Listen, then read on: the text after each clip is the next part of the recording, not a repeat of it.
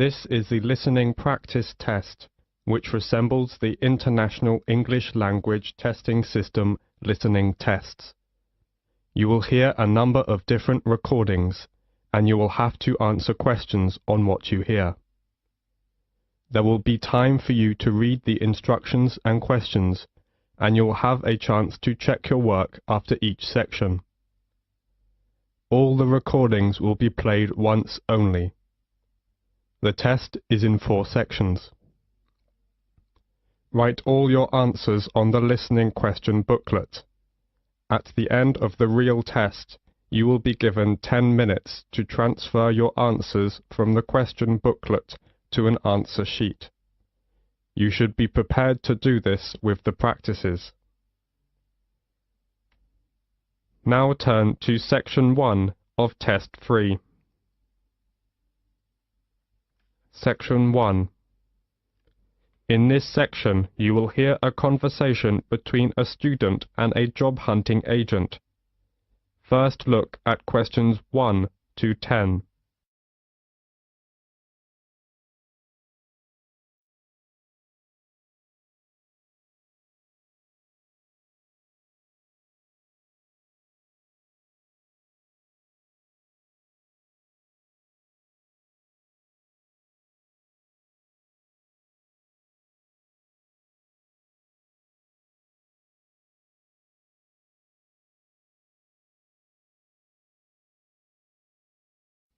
Now we shall begin. You should answer questions as you listen because you will not hear the recording a second time. Now listen carefully and answer questions 1 to 10. Section 1. Good morning. May I help you? Oh, good morning.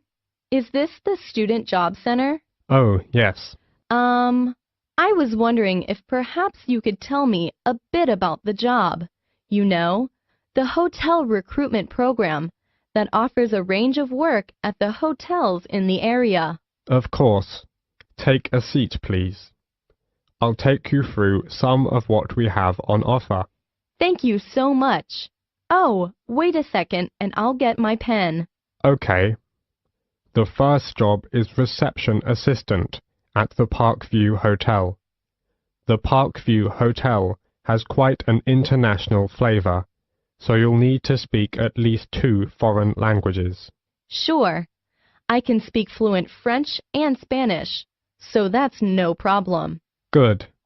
And many guests, of course, travel by car, and you may have to take their vehicles around to the car park, so you will need to have a valid driving license, and you will not be allowed to do the job if you haven't. Okay, I got that. Right. And they also say that basic computer skills, such as word processing, would be an advantage, although this isn't a requirement. Well, I just got my computer skills certificate, so I have no worries about that. This is quite a varied job, and in fact, I should point out that at certain times of the day, it would involve heavy lifting when guest luggage arrives, or perhaps deliveries come in. Is that okay for you? Well, it's hard to say at this moment, but I'll bear that in mind when deciding whether to apply for this post. Sure. Another job is general assistant at the Lakeside Hotel. To be honest, the pay is rather low, but there are compensatory factors. For example, the hotel will provide you with all your meals while you're working, and they will also train you in all the aspects of the job and then issue you with a certificate, which, of course, could be very valuable to you in the future. Oh, that sounds great.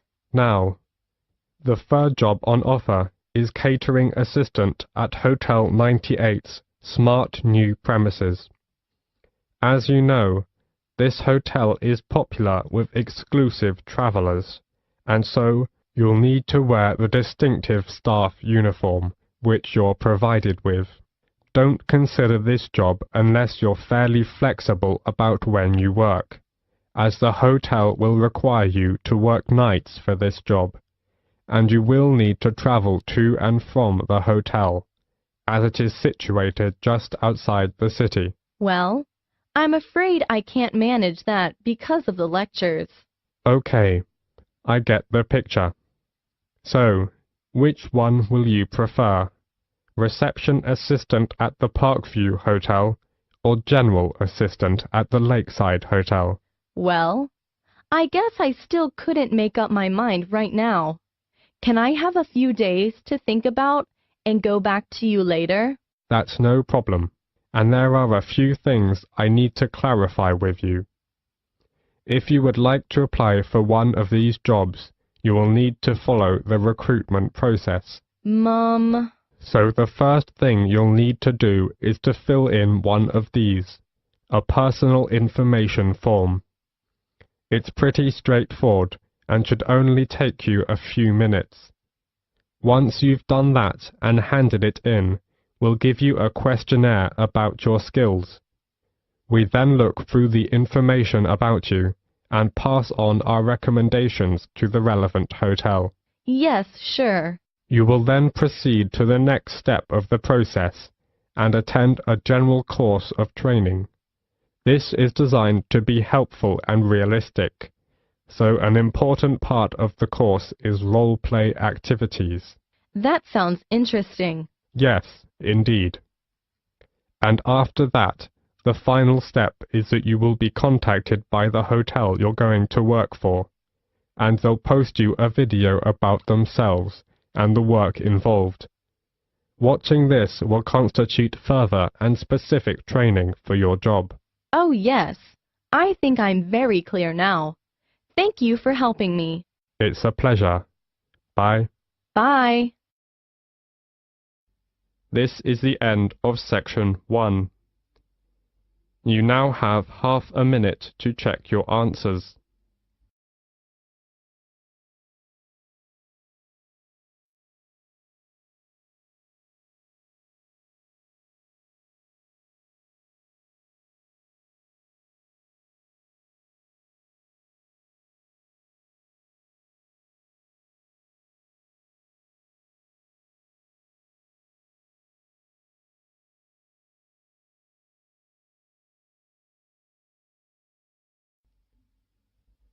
Now turn to section 2. You will hear a doctor from a medical center giving some information about the center. As you listen, answer questions 11 to 20. First, you will have some time to look at questions 11 to 14.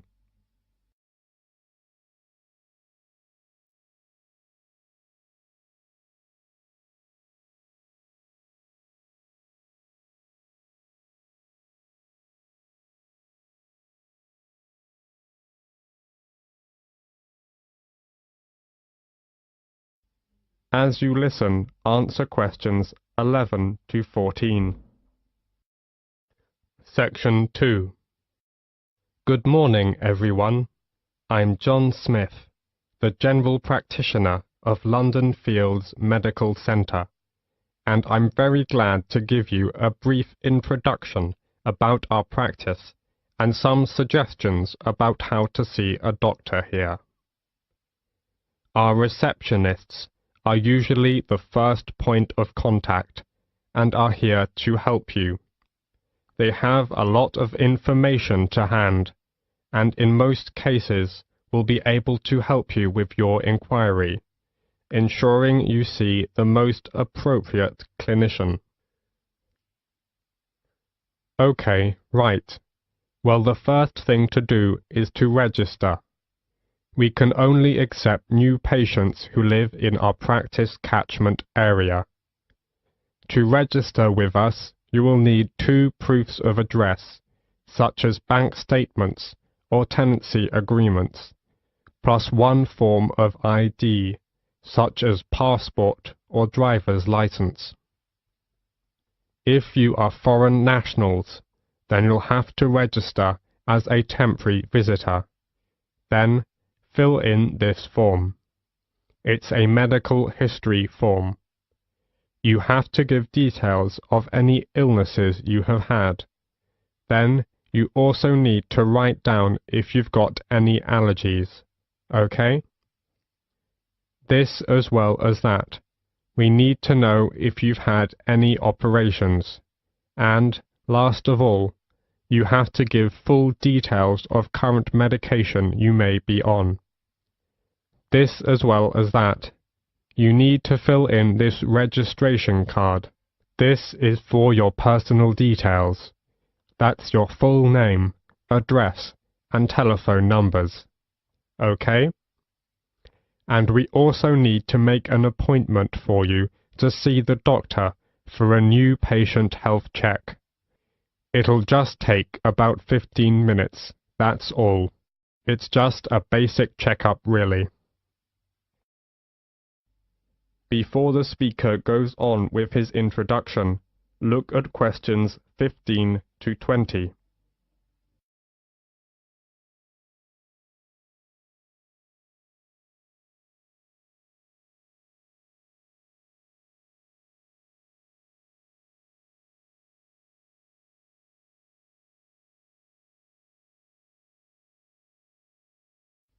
Now listen to the continued talk and answer questions 15 to 20 by choosing the appropriate letters. Okay then.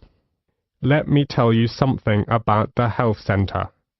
We have 5 GPs here, general practitioners. We also have a practice nurse who looks after minor injuries. She can also administer some treatments. We also have a chiropodist. That's a foot specialist. She's private, which means you have to pay for the service, unless you're over 65. If you want to see a doctor, you have to make an appointment first. Please call our main switchboard number on 0207 923 8100 to book an appointment at either our main practice or one of our branch surgeries. You can also email for an appointment on londonfieldsmedical@nhs.net.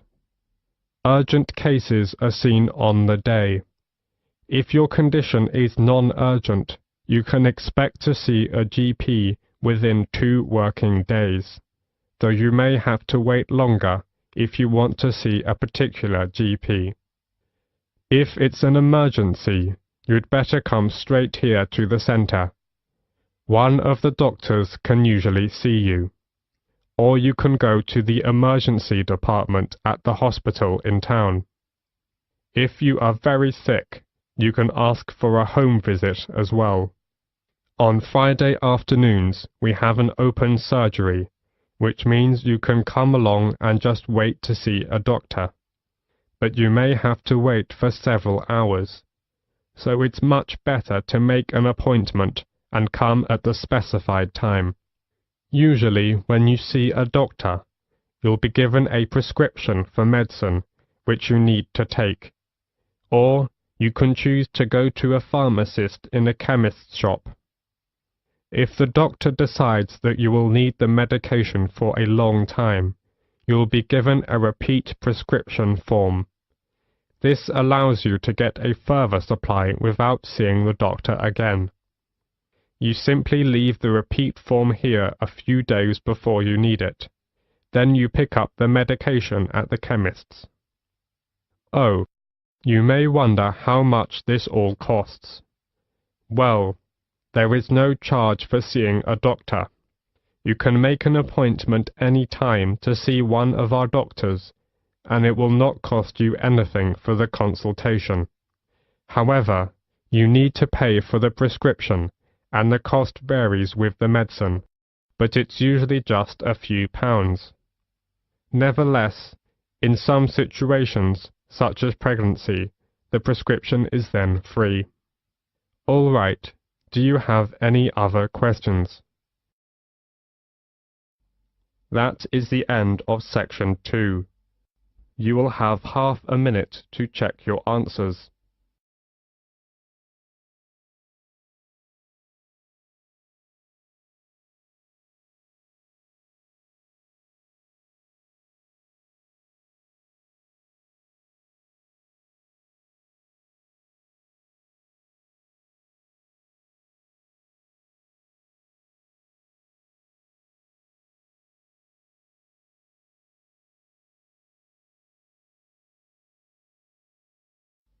Now turn to section 3.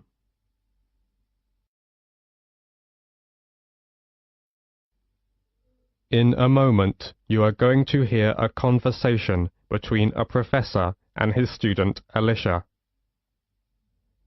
As you listen, answer questions 21 to 30. First, you have some time to look at questions 21 to 30.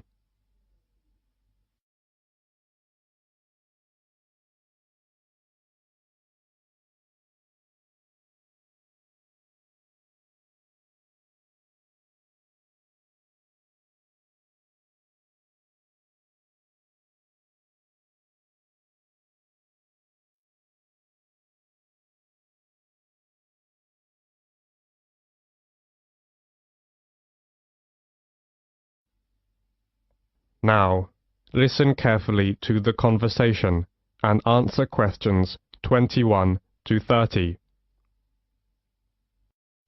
Section 3. Until recently, we knew almost nothing about how important bees are in maintaining natural diversity. Now we know more about them. We know, for example, that bees fall into two categories: wild bees and domesticated honeybees. A main reason for the domestication of bees has always been the production of honey and beeswax. We also know that honeybees are the dominant pollinators. In addition to bees, wasps, moths, butterflies, flies and beetles, as many as 1,500 species of bird and mammals serve as pollinators. Many crops of commercial importance, such as almond, cherry, avocado pear, watermelon, cucumber, rely on pollination by insects. And of these insects, bees are by far the most important. Animals and insects provide pollination services for over 3/4 of the stable crop plants, and for 80% of all flowering plants in the world. The economic value of animal pollinators to world agriculture has been estimated to be $200 billion per year. Pollination is one of nature's services to farmers, so think about this. If you eliminated the pollinators, it would take the food right out of our mouths. We biologists never imagined we'd see the day when wild plants or crops suffered from pollinator scarcity. But, unfortunately, that day has come. In fact, farmers in Mexico and the US are suffering the worst pollinator crisis in history. So, what happened? Any ideas? Alicia? It is, because of natural enemies? I read something about a kind of parasite that's killed lots of bees. It's true. An outbreak of parasitic mites has caused a steep decline in North American populations of honeybees. But parasites aren't the only factor. What about the pesticides used on farms? All those chemicals must have an effect. Most definitely, yes. Pesticides are a major factor. Both wild and domesticated bees are in serious trouble because of pesticides. In California, farm chemicals are killing around 10% of all the honeybee colonies. Agriculture in general is part of the problem. Another example is the monarch butterfly. Millions of monarchs from all over the US and southern Canada fly south every year in late summer. The monarch is the only butterfly that returns to a specific site year after year. Unfortunately, the herbicides used in the milkweed in the Great Plains are taking a toll on monarchs, and fewer of them are reaching their winter grounds in Mexico. In a recent field study at Cornell University in the US, it was found that monarch butterfly caterpillars eating corn-toxic pollen blown onto milkweed plants near cornfields had suffered significant adverse effects, leading to death of nearly 20% of the caterpillars. Wow, 20%! That's so tragic. And it's more than that. There are over 1,500 species of butterflies in the Indian subcontinent, but their population is dwindling because of environmental changes. Many man-made environmental changes like deforestation, extension of farming, and unrestricted urbanization are threatening some species of butterflies to extinction by destruction or disturbance of their larval as well as adult food plants, feeding grounds and shelters. Many of the most spectacular and endangered species have various levels of protection under local legislation. However, there is a major trade in the spectacular tropical species for incorporation in ornaments and souvenirs. The international demand for insects is greater than most people realize. Yes, indeed. I once read an article about another important pollinator, the long-nosed bat. These amazing animals feed on cactus flowers, but they are having a tough time too. Some desert ranchers mistake them for vampire bats, and they've tried to poison them or dynamite the caves where they roost. Yes, we must recognize that pollination is not a free service, and that investment and stewardship are required to protect and sustain it. So what can be done about this situation? Well, wildlife farming, based on sustainable exploiting wild creatures, can help to save endangered species like butterflies and their habitats. Besides, gardeners, orchard growers, farmers, and urban dwellers can switch to more pollinator-friendly organic methods of cultivation to reduce wildlife exposures to insecticides, herbicides, and fungicides. That's right. Actually, the focus on beekeeping needs to change from conventional honey production to crop pollination. That is the end of section 3. You now have half a minute to check your answers.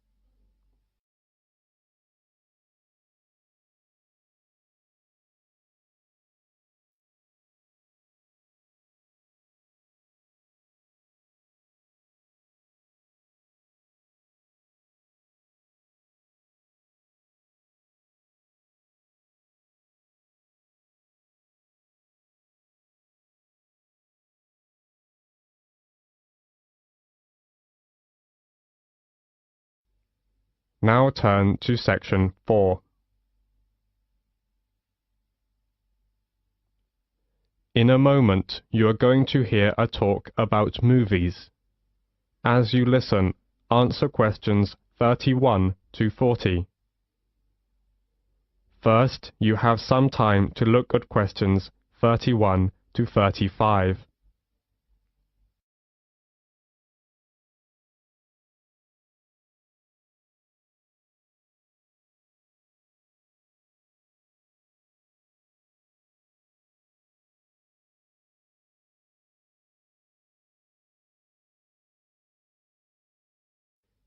Now, listen carefully to the talk and answer questions 31 to 35. Section 4. The London Eye. Today I want to focus on some of the major sites that attract tourists to cities, and I am going to begin with the London Eye. The London Eye is London's newest major tourist attraction. It is a huge wheel designed to celebrate the millennium year 2000, so it's also known as the Millennium Wheel. It stands at Millennium Pier on the south bank of River Thames, close to the south end of Westminster Bridge, and within an easy walk of the Houses of Parliament and Big Ben. Though it looks like a huge Ferris wheel, the London Eye is no fairground thrill ride, but a slow and stately way to experience London in a unique way. The London Eye is the UK's most popular paid-for visitor attraction, visited by over 3.5 million people a year. The Eye was built between 1998 and 2000. It seems remarkable that a site that has so quickly become a symbol of modern London has been around for such a short time.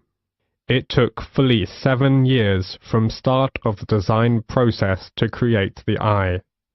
It was intended to stand for only a few years, but it proved to be such a popular attraction that the decision was made to make the wheel a permanent feature of the London landscape. The Eye was sponsored by British Airways, and for several years after opening, it was referred to as the British Airways Millennium Wheel.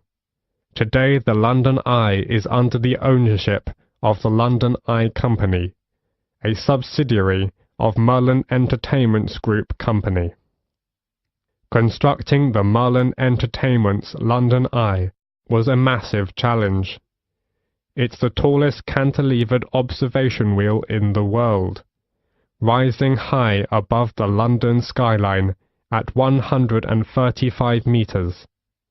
It was a piece of daring innovation and revolutionary design which combines the best of British design, architecture, and engineering with an exceptional team of experts. Before the talk goes on, you have several seconds to look at questions 36 to 40.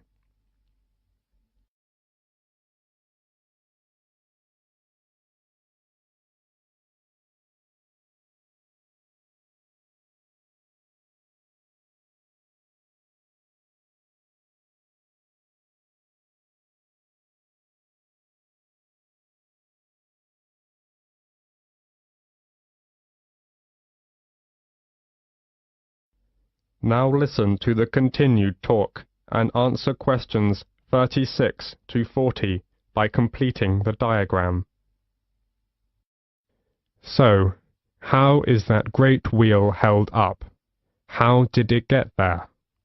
The starting point was, of course, the ground, and while parts of the wheel itself were still being constructed in various countries, tension piles were being driven into the ground beside the River Thames. This was the first step, and once these were securely in place, a base cap was installed over them as a kind of lock, with 2 giant plinths pointing up, onto which an A-frame was attached, like a giant letter. The wheel was supported on huge A-frame legs, made up of 2,200 tons of concrete on 44 concrete piles set 33 meters deep in the earth. All this took many months and incredible effort, but meant that the spindle could be installed, around which the great wheel would turn. The spindle itself was too large to cast as a single piece, so instead was produced in 8 smaller sections. Now the project really was in business, and the vast rim, with spokes like an outsized bicycle wheel, could be brought in. 64 spoke cables, which are similar to bicycle spokes, hold the rim tight to the central spindle, and the view was enhanced by the capsule design. Unlike traditional Ferris wheel designs that you might see at a local fairground, the passenger capsules were not suspended under the wheel. They were set within a circular mounting ring attached to the outside surface of the wheel. What this means in practice is that travellers within the capsule have a full 360-degree panoramic view, unhindered by spokes or wheel struts. And the last thing to be built is the first thing the visitor encounters, the boarding platform laid down underneath. The wheel does not usually stop to take on passengers. The rotation rate is slow enough to allow passengers to walk on and off the moving capsules at ground level. It is, however, stopped to allow disabled or elderly passengers time to embark and disembark safely. That is the end of section 4. Now you have half a minute to check your answers.